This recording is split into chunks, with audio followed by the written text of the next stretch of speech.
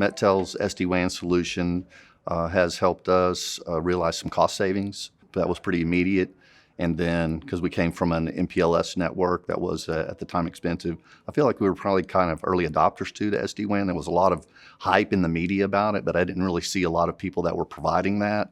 It's been a cost savings, and also redundancy and resiliency to the network was key. In our industry, we're a manufacturing company, but we also have multiple retail outlets. So having those branches up and available during normal business hours was important to us. We run everything over our network, not just the data, but we also have a voice that we run. We run a VoIP network over that, so it's important when customers are calling that they can get through.